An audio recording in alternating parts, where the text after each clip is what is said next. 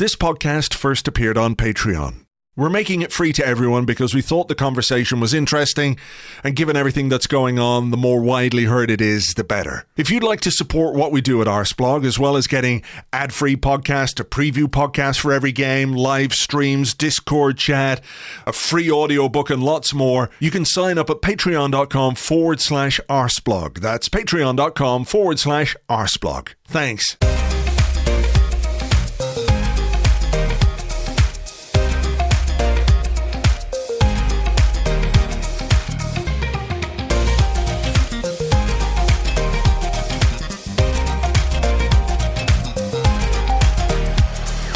Hello and welcome to a bonus podcast exclusively for you guys here on Patreon. Thank you very much indeed for being here.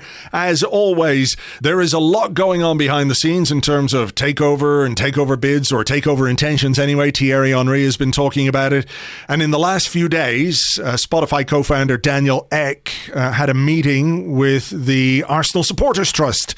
So to talk about that, what went on in the meeting, and the broad issue of the takeover, of ownership, and much more in English football, I'm joined by Tim Payton from the Arsenal Supporters Trust. Hi, Tim. Hi there. Can you tell us a little bit about this meeting with Daniel Ek? He says he's serious.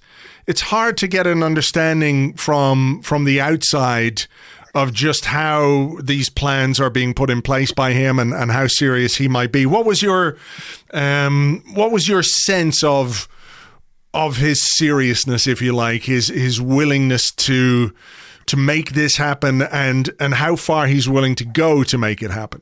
Well, Daniel Ek approached the Arsenal Supporters Trust and asked for a meeting. And, you know, we've us well over many years, I think. We work with those people we think may be influential at Arsenal. Historically, there were different board members. You remember the years of the standoff with KSE and Red and White. And our view was always we met with and worked with people that we felt might have a role to play in making Arsenal better. And when we got the invitation to meet Daniel Ek, together with Thierry Henry, Patrick Vieira and Dennis Bergkamp, I wasn't sure. And I still can't give you 100% surety because, I've had some conversations and meetings and swapping of messages. But I do think there is some genuine intent there. There is somebody who has given this quite a bit of thought, who was able to talk to us around issues that we have been raising for a long time but have come into the fore, like supporter representation in the boardroom, like some form of golden share or supervisory board, like the opportunity to purchase equity, like the Arsenal fan share scheme we used to have and raise investment in. There is... At the time, I saw some coverage that is this just a PR stunt or is this just a message put out on Twitter? It's certainly a lot more than that. I know there are advisors involved. I know there is a work process of getting to know people more. And I can take at face value what I felt was positive engagement with the Arsenal Supporters Trust. Doesn't mean we endorse the bid in any way. Haven't seen nearly enough to do that. That doesn't mean we know enough. But it does mean that what happened, first of all, right at the beginning of the process, was an outreach, which I take very positively as a supporters group, which has always said, please put fans at the beginning of your thinking, not at the end of your thinking. Was there any inclination as to what the roles of the likes of Thierry Henry, Dennis Bergkamp, Patrick Vieira would be? Because, if we're talking about an Arsenal football club that has suffered because ultimately we as fans feel like the best people have not been in charge, or the owners have not done their due diligence in terms of who they've appointed, right? And we could talk all day long about Gazidis recommending Sanyehi and people taking things at face value or taking people's word for it rather than going and saying, well, look, let's go and find the best people we can find. I and you and everybody listening to this loves those guys as players, absolutely loves them, and what they did for this club on the pitch was amazing. In terms of off the pitch, I think all three of them have discovered that a post-playing career in the regular realm, so whether it's coaching, management, whatever it might be, is difficult. And they've had their ups and they've had their downs along the way. So their involvement in something like this, is it Is it ambassadorial? Is it executive? Is it, is there a plan? For example, Thierry Henry has spoken many times about how he wants to be Arsenal manager. Is this a way for Thierry Henry to become Arsenal manager, or is there any kind of clarity on that yet? I did ask this question, and there wasn't an answer that said Thierry Henry will be doing this. There was an answer which said that there were 3 former players who'd been great representatives of Arsenal who all describe themselves as Arsenal fans now, despite what other clubs they've played for, and believe in the values of Arsenal, and they've seen what has happened and they want to make Arsenal stronger. The other thing which they talked about very much, and I think Thierry Henry has said this on other platforms, he's of the view that if you had supporters, if you had directors who were Arsenal fans and they call themselves Arsenal fans and understanding the values, you wouldn't have had Arsenal joining the Super League. Because he is of the view that if Thierry Henry or Patrick Vieira had an advisory role at the club, it wouldn't have got past their door, just like it wouldn't have got past the door of Arsenal fans. And it's very much been couched that, where they're using the phrase, I think we might have said it to them, that the AST has long called for more Arsenal DNA on the board. What does that mean, Tim? Independence and direction. What does Arsenal DNA mean to you? What would your definition of Arsenal DNA be? Because it is quite vague. I think it can be quite vague, and I think it's something that is also perhaps more historic. But Arsenal DNA, to me, means people that understand the values of valuing sporting competition and merit, but understand the values of fair play and everybody in the club being a community. So a boardroom that travels to away games, just like supporters do. A boardroom that understands what it is to support the club and want the club to succeed because of the satisfaction that comes from the football result rather than the impact that there is on the balance sheet. I agree that it's becoming an increasingly sort of abstract concept, and perhaps we over-romanticise it a bit as fans in the modern game. But deep down, I think as fans, we all feel that the club is a part of us. And I think that's when I use the word DNA. I mean, I think I want people who own the club, or certainly not necessarily own the club, because we have to be realistic in the modern world. But if you are an absent American investor and you can't be in London or won't be in London, I would like to think that if I was in that situation in reverse, I would want some people in London that had been involved in the club, knew the values of the club, had a feel for it, in and around the boardroom and the executive structures and the decision-making processes, so that the club doesn't, quite frankly, do just the most heinous thing that I've ever seen, which is announce that they're off to play in a breakaway Super League. Yeah, I mean, given the current ownership,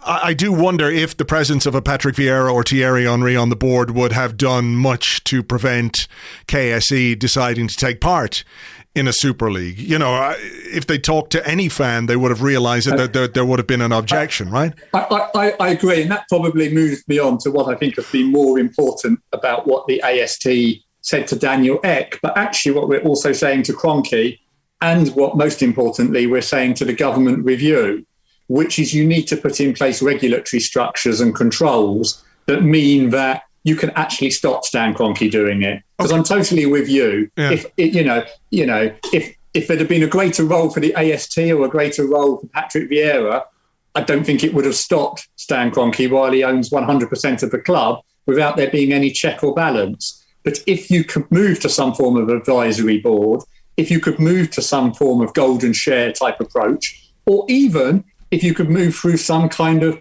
strengthened powers through the Football Association and the Premier League, which include consulting with supporters, you would get the block.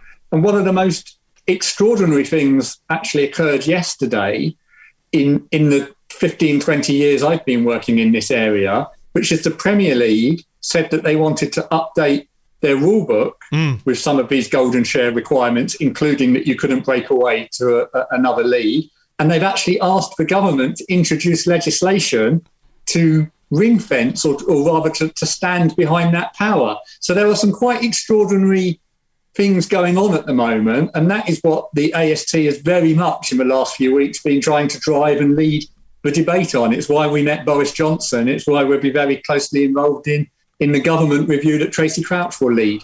Explain to me just, the golden share concept, because this is a phrase I've heard thrown around a bit, and Thierry Henry mentioned it on Sky Sports. And, just to sort of outline, what exactly does that mean? What is a golden share and what would it do? A golden share is in effect a voting right that can trump all other votes. So it's like a strategic voting right. So, for instance, the government, when it sells companies, sometimes holds on to a golden share to stop that company being sold overseas, or to stop that company doing something that might be against the national interest. In football, let me give you some examples of where I think you could have a golden share right. Without the approval of the supporters or whoever holds the golden share, you couldn't move home games away from Islington. You couldn't break away and play in a franchise league. You couldn't change the name of the team or the club colours. Certain things that are sacrosanct, so fundamental and custodianship to the club. I don't think you're talking about golden shares to decide who the manager should be or whether William should come on in the 70th minute, although I'm sure you'd pay a bit for that golden share. I might. But, very much about real fundamental things that are about the football club being a community and social asset, and where there ought to be a power greater than the economic interest to decide what happens. Let me ask you this then. How on earth does that come to pass? Which owner, whether it's Kroenkes or Glazers or Abramovich or Sheikh Mansour or whoever it is, FSG, all the way down the league, which owner is going to, in inverted commas, invest in a football club and hand over some power to an amorphous fan group, a fan collective, whoever it is? Now, I know you're talking about legislation being put in place. You're talking about a fundamental change in, I guess, company law, right? So these are limited companies, basically. So how can, realistically, the government or any government review change the rules specifically for football, or can they? Is it workable in any way? It can be done, and it will require regulatory change. It could be done through the Premier League rulebook or the FA's regulation. The FA already has a golden share in the Premier League on certain decisions. So there are those arrangements. And yesterday, the Premier League have in effect introduced or trying to introduce a golden share approach in a slightly different way. But it could also come through an independent regulator. You'll know that we have, Ofcom, who regulate the broadcast industry. Maybe government has to look at having an off foot, or maybe there are some tweaks to company law where Parliament would accept that football clubs have this unique status that don't really make them like companies, and therefore there is a way into introducing it into competition law. You're right to say it's a big ask, but where I would turn it back to you is most of these issues, I would say a good owner wouldn't have any problem with. Why would a good owner have a problem with a control over the name of the club and the colours, or the location that it plays in, or not breaking away to join a Super League without the approval of the rest of the football community? I think that most of what you would look for in a golden share, a responsible owner would accept and be on board for. Now, it's very early days in a discussion and understanding what's going on, but Daniel Ek is telling us that he would be prepared to operate under those sorts of controls. He told me in the meeting when I asked him, they have models like this in Sweden. He's very familiar with the German model where they have 50+1. So, yes, if you're Stan Kroenke, who clearly bought Arsenal for its media rights, and in effect, you could always see that the game was to create a franchise. Who cares if you come 8th or 9th in the Premier League? If you guarantee entry into a Super League every year, you don't have to worry about performance, do you? Yeah. It becomes the entertainment business. But I would say that a responsible owner would not have any problems with the vast majority, if not all, of what a golden share was about. The statement that you guys put out today on the website, the arsetrust.org website, you say change at Arsenal must include the opportunity for supporters to own an equity stake in their club. Fans should also have a greater say in how their club is run. And look, I'm just going to play devil's advocate here a little bit, in that we associate greater fan involvement with improvement, let's say. Certainly at Arsenal, we think, okay, if we can get some fan involvement, some fan representation on the board, things will be better. You know, as well as I know, and everyone listening to this knows, that if you were to put 3 Arsenal fans in a room, pick a topic, and let them sort of tweet at each other for 5 minutes, it would descend into craziness. So realistically, how do you, as a fan representative group, well, you represent your members rather than the fans. I think it's fair to point that out. But how do you envisage that working, in the sense of, like, well, who is the representative? Who decides who's going to be the representative? What are the points of view that these representatives are going to hold? Because, like, you know, let's say between yourself, Black Scarf, Arsenal Independent Supporters Association, various other associations, you may well have very different ideas on certain matters. So, you know, A, how is that going to work? And B, is there possibly an idea that fan involvement in football clubs is, like, look at Barcelona. This is a club that is run by the fans. Now, I know there's politics and it's big business and all that kind of stuff, but Barcelona are currently €1 billion in debt. And this is a club that's run by fans. So how do you bring those two things together? Like, the assurance that fan involvement is going to help, beyond the sense that most people would have right now, well, it can't be much worse than what Kroenke is doing anyway. I think we need to sort of step back from that a little bit and genuinely think objectively about how, if change is going to be made, it is for the improvement of Arsenal, of football in general, and not simply because it's something different. Yes, it's a really good question. And I think that you do it partly by having regulatory structures that ensure that you don't have the abuse or the misrunning of a football club on whatever structure it is. I think Barcelona are a classic example of how things can go wrong in another way, where you almost have a race to the bottom with, I'll vote for the president that promises to take a £250 million bank loan to buy the star player this week because that's what we want. You know, spend. And the German models clearly work much better. But at the moment, what I think we need to do is really now have some good thinking with the government, with the Premier League. There are various ways you could do it. You could have independent directors. They don't even necessarily have to be a supporter, but they could have in their terms of reference duty to look after the custodian interest, the sporting interest, rather than the financial interest. So, you know, not about making profit. You could have a model, the Arsenal Supporters Trust. What we'd really like to see is some equity made available for lots of reasons. One, we hear that Arsenal are really struggling financially. Imagine how empowering it would be if you could buy your £100 share, but you knew your £100 was going into the club, not into the pockets of the shareholder you bought it from. So you were making Arsenal a stronger institution. But with that £100 came the golden share voting right. So not only were you putting some money in, but you were taking a real stake in your club around some key issues.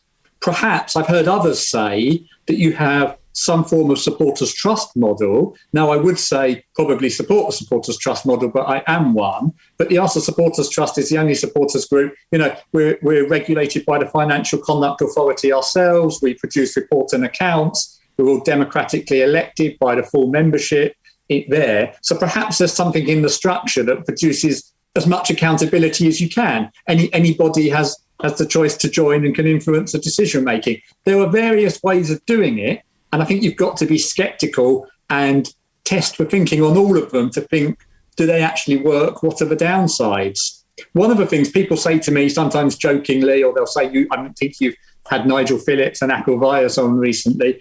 Oh, you just want a seat on the board. And I was like, well, I'm not sure I do. Because first of all, if I just had a seat on the board, I'd have all the fiduciary duties and legal duties of being a board member. I wouldn't be able to come on Arseblog. and be accountable or talk to you, because I'd obviously have the duties to the company. If there'd been a vote in the boardroom about whether the manager's contract is extended or not, you're bound by the collective decision making. You can't go out and say who voted what way to a fans meeting. So I think we have to think very carefully about the models that are involved and the checks and balances. But what I'm absolutely certain the last 10 years at Arsenal has shown us, and the last 4 weeks has really shown us, we can do better, and we must make sure we come up with something better. Has there been any... I know lack of engagement from KSE has been a particular bugbear of yours for some time. Since all this went down, has there been any...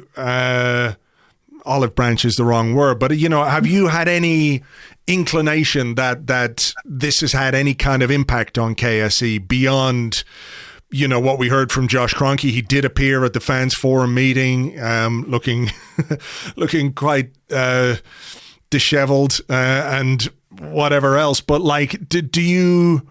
I mean, after the week here, do you think there was maybe some optimism that, okay, they've seen how important it is to engage with fans?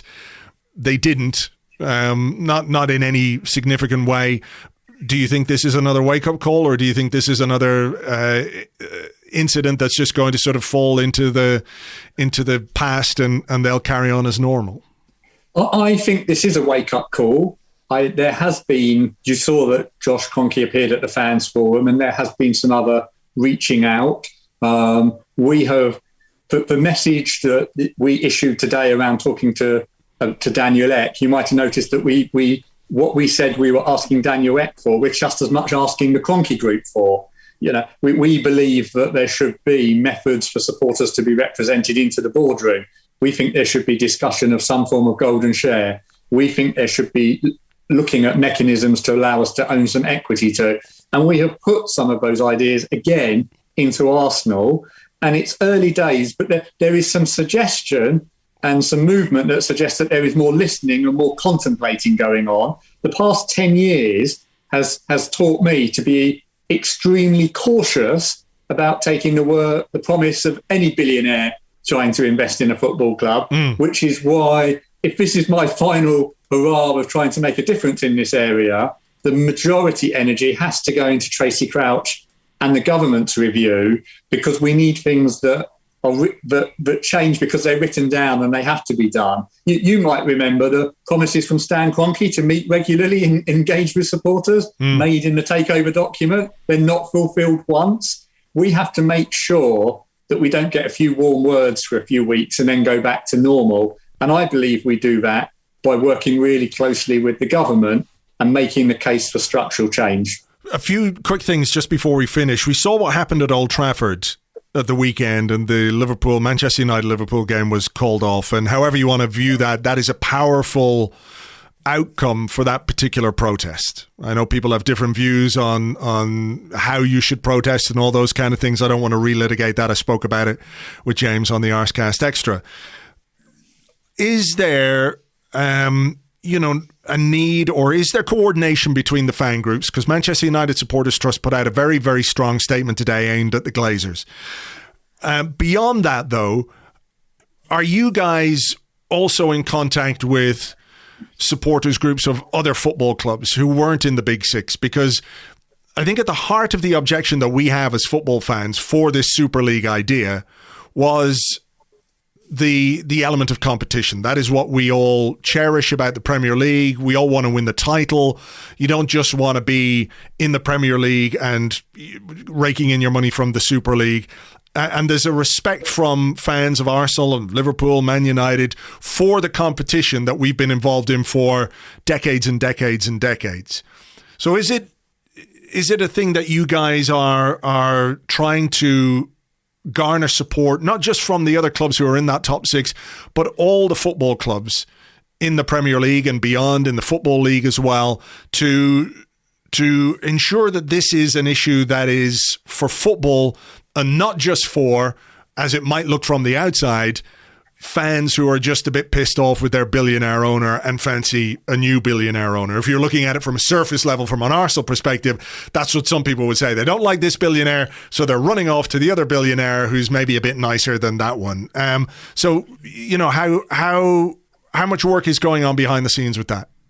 A lot of work is going on behind the scenes with that. So we are working with other supporters' trusts. We're perhaps particularly closely with the other supporter trusts that have American owners, because we're in a very similar situation of expectation and how we're managed, but with the others that were involved in the breakaway, but then also with supporter trusts outside of that movement, and with the Football Supporters Authority, and a lot at the moment with Football Supporters Europe, because we still think there's unfinished business with, I don't know how much you followed some of the changes that UEFA were going to make, largely with a gun held to their head. They were going to have 10 group stages in the Champions League, 10 games, dead rubbers largely, just to create a final 32 so you could get more broadcast revenue to then go on. And that crazy idea that a couple of wild card picks to go into the Champions League. So we're absolutely working with everyone else. But it brings me back to, if my core message is, why is it so important that we work with the government?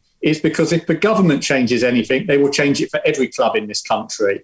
There's no point Arsenal beating Fulham 6-0 every week, is there? The jeopardy that we might get a 1-1 draw with them, or lose to them, or lose to Everton as last week, is the joy that we enjoy winning, because we know it doesn't always happen and it's part of the pyramid. Especially this season. Couldn't give a greater commitment. I know it pisses us off and we don't like to watch it, but we also kind of know that it's good for us. We kind of know in the round. I always say to people, you know, you can't enjoy being champions if you haven't had a year of coming 10th. Or rather, you enjoy the year of coming champions a lot more if you can remember that year of coming 10th. So absolutely, the way to deal with the pandemic and the pressures that have been put on football aren't to break away and hoard more of the money amongst a few.